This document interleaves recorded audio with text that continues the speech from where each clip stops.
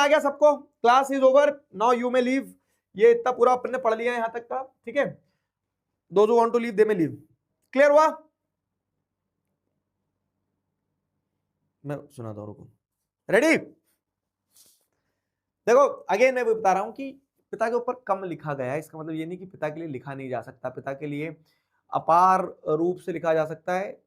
क्यों? क्योंकि वो गहरा समंदर है जिसमें हमने कभी डुबकी लगा के देखा ही नहीं, है ना। तो वो पिता है जो अपने हिस्से का गम पीता है और मुस्कुरा के जीता है, वो पिता है। जो बच्चों की खुशी के लिए सारी दुनिया का भार ढोता है, वो पिता है। जो खुद मजबूरियों के चलते पढ़ नहीं पाया मगर तुम्हें पढ़ाता है, वो पिता है। जिसके हिस्से आया दुनिया भर का दुख पर वो तुम्हें खुश रखता है, वो पिता है। जो अपने लिए 10 रुपए खर्च ना करे पर तुम पर लाखों लुटाता है, वो पिता है। जिसका जूता घिस गया है मगर तुम्हें ब्रांडेड जूते पहनाता है, वो पिता है। जो खुद एडजस्ट करके चलता है मगर तुम्हें अप टू डेट रखता है, वो पिता है।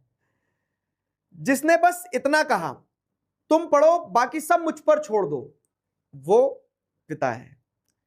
जिसकी हर एक बात में गहरा मतलब होता है, वो पिता है। वो शख्स जो बेटी के विदा होने पर कमरे में चुपचाप रोता है, वो पिता है। जो बेटे के परदेश जाने पर अपने आंसू छिपाता है, वो पिता है। जो बच्चों की ऊंची आवाज पर अपनी आवाज दबा लेता है, वो पिता है। जिसके मन का गम कोई समझ नहीं पाता, वो पिता है। जो ताउम्र दूसरों के लिए कमाता है, वो पिता है।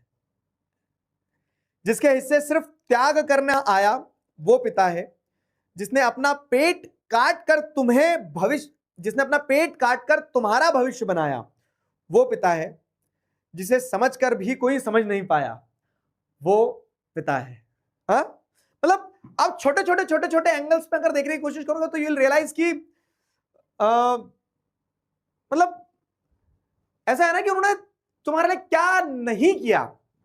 पैदा होने से लगाकर तुम बूढ़े हो जाओगे, तुम पिता बन जाओगे, तब तुम्हें एहसास होगा। वो एक ऐसा फेज रहता है ना कि जब हम बहुत छोटे रहते हैं तो हमें लगता है कि मेरे पापा तो सुपर हीरो है।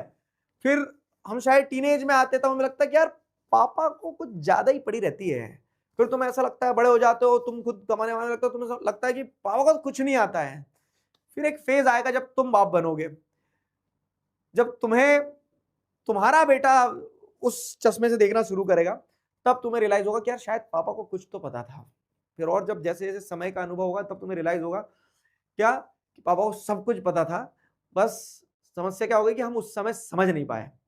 तो फादर्स डे भी आने वाला है, जाना अपने पापा को गले लगाना। It is very difficult to do this. क्या गले लगाना, एक पप्पी देना अगर तुम्हारे में हिम्मत हो गाल पे, और बोलना पापा आई लव यू।